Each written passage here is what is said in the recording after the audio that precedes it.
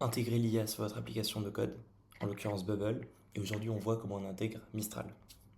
Donc pour commencer, pourquoi utiliser Mistral? Mistral aura deux énormes atouts.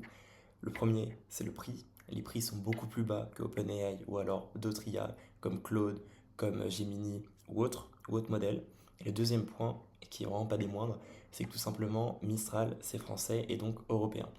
Et donc au point de vue des normes et notamment RGPD, c'est un énorme atout pour votre entreprise, surtout si vous êtes en France ou en Europe. Donc on commence tout de suite, c'est parti.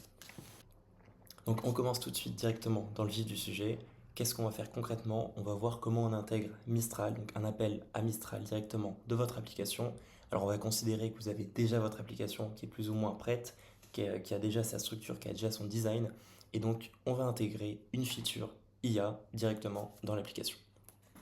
Donc là, qu'est-ce qu'on va faire concrètement? On est donc sur une application donc, de freelance, une application qui met en relation les freelances et les professionnels. Et donc ici, on va tout simplement permettre aux utilisateurs, à partir d'une description de projet, de lister et de donner la liste des freelances qui pourraient être utiles pour ce projet. Donc par exemple, si on entre Startup IA, on va proposer justement donc, des développeurs web, des ingénieurs IA, des ingénieurs data, etc. Donc, première étape, on se rend sur mistral.ai. Vous cliquez ensuite sur Essayer notre API, juste ici. Donc, vous aurez à vous connecter, à créer un compte et ensuite à créer un espace. Voilà, comme sur la plupart des sites. Création d'un compte, puis création d'un espace. Moi, j'ai déjà mon compte et mon espace qui apparaît juste ici.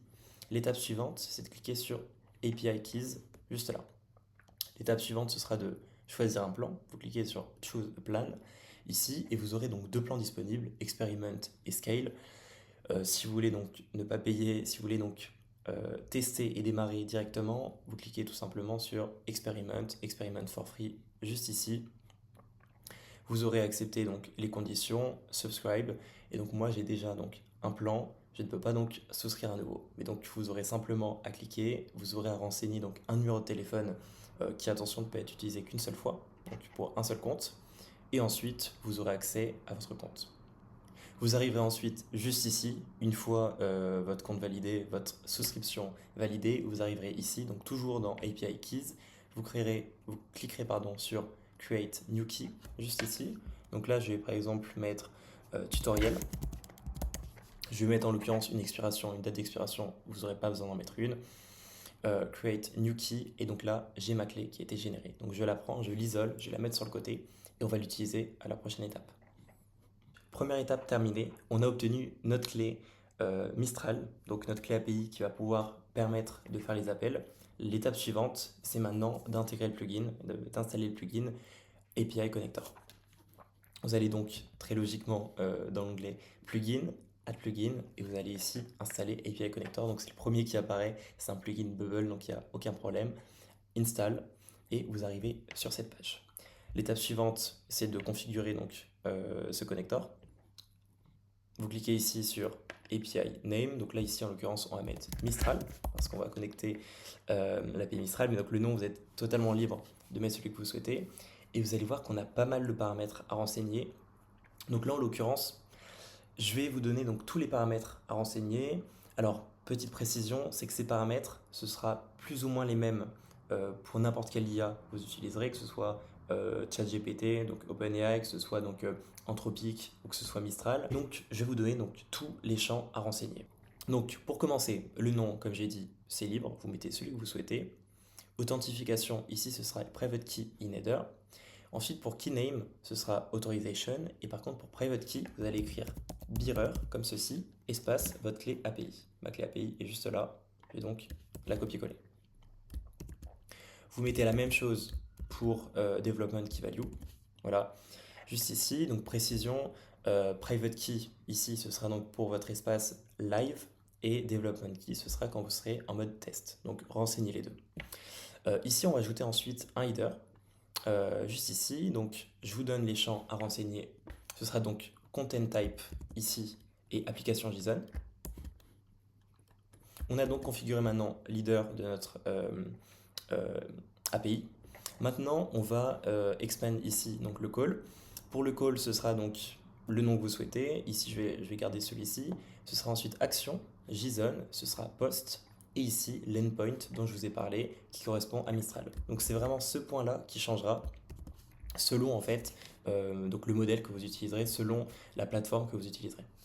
Donc on est bon, il nous manque le dernier paramètre, donc le plus important, qui sera du coup donc le body. Le body, le JSON, ça va être vraiment donc le call API, ça va être le contenu du call, c'est ce qui va vraiment demander l'information. Donc vous allez voir qu'on a donc deux éléments principaux. Je vous copie-colle également pareil le template, il sera disponible en description. Voilà, juste ici. Et donc là, on va avoir donc nos deux éléments. Alors, petit rappel qui est quand même assez important, on a système et on a user. Système, c'est vraiment le comportement de votre modèle. Comment ça va se comporter?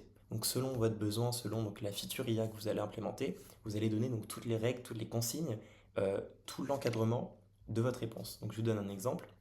Là, en l'occurrence, ce qu'on a expliqué donc, sur notre application, c'est qu'on voulait donc lister un certain nombre de freelance, un certain nombre de métiers freelance, pardon. Donc du coup, on répondra ici,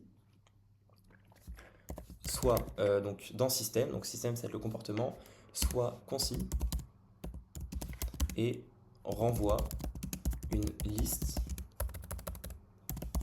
de 5 métiers freelance sans autres phrases d'introduction.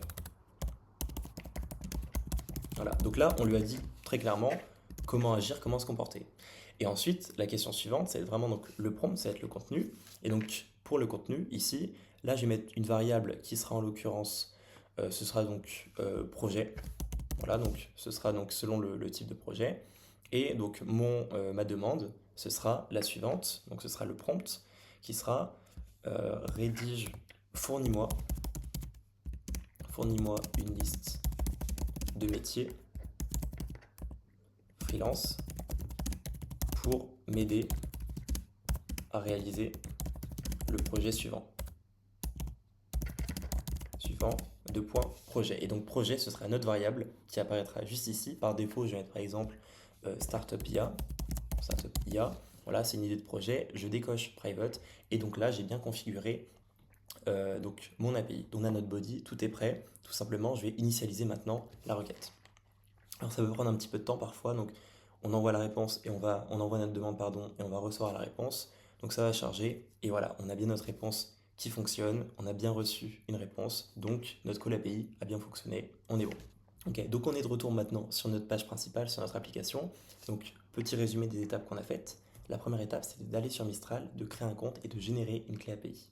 Voilà, ça c'est fait. Deuxième étape, on a configuré notre call. Donc on a un call API sur Mistral avec notre clé qu'on a générée. On l'a vérifié, ce call est fonctionnel, donc on est bon. Maintenant on passe à la troisième étape.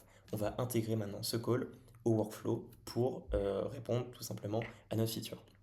Donc ici c'est simplement du texte, ici c'est simplement un input où on va intégrer donc la description de notre projet pour avoir une réponse, et ici c'est là où on va afficher notre réponse. Alors pour recevoir notre réponse, ici on a un texte brut, on va le changer et on va ajouter une variable, donc un custom state. J'ajoute un custom state, je vais l'appeler réponse Mistral. Le type ce sera tout simplement un texte. Voilà, je le valide et je vais mettre en valeur par défaut en attente d'une demande. Donc tant qu'on n'aura pas effectué de demande, on aura marqué ici en attente d'une demande. Et au lieu de mettre ce texte brut, maintenant je vais mettre la valeur du custom state qu'on vient de créer, qui va être en l'occurrence juste ici. Voilà, texte, parlez-nous de votre projet, réponse Mistral. Et voilà, on est bon. Donc si maintenant je lance l'application, je vais bien avoir l'affichage en attente d'une demande, voilà, qui est donc en dynamique.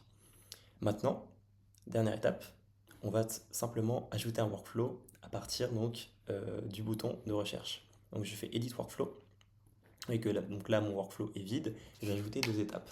Première étape, on fait le call à Mistral. Deuxième étape, on reçoit la réponse et on la met donc dans cette variable qui va s'afficher du coup sur notre page, sur notre design. Donc première étape, ici, plugin, et ici j'ai bien Mistral API Call. Voilà, donc je le sélectionne, et ici, au lieu de mettre donc la valeur par défaut, je vais aller chercher donc l'input qu'on a donc dans notre design.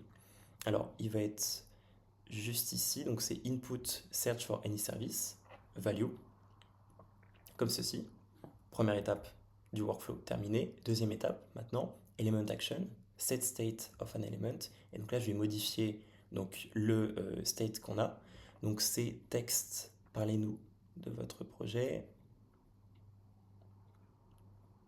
Voilà, juste ici, je sélectionne le custom state qui est réponse Mistral, value, je mets step 1, choices, each items, message content, juste là, et ensuite first item parce qu'on a une seule réponse. Voilà. Donc là, on a notre workflow qui est totalement terminé en 2 étapes. Et bon, on va pouvoir tester. C'est parti. Donc j'ai bien ma page et j'arrive ici. Donc parlez-nous de votre projet. Je vous dirai de qui vous avez besoin. Donc là, je vais indiquer par exemple que mon projet c'est une startup dans l'IA générative. Voilà. Je clique sur recherche. Vous voyez ici en haut que le call est en train d'être fait. Et là, ici, j'ai bien mes réponses. Donc, j'ai bien une réponse qui a été fournie avec 5 métiers. Donc, un développeur en intelligence artificielle, data scientist, spécialiste en traitement de langage naturel, designer, expert en marketing digital. Et si maintenant je mets, par exemple, agence de marketing, je recherche. Et voilà, j'ai bien maintenant 5 autres métiers qui correspondent à mon projet. Donc vous voyez, on a intégré Mistral de manière assez simple. Donc pour rappel, 1, on génère une clé. 2, on configure le connecteur. 3, on intègre au workflow. C'est vraiment 3 étapes assez simples et on a bien réussi à ajouter notre feature.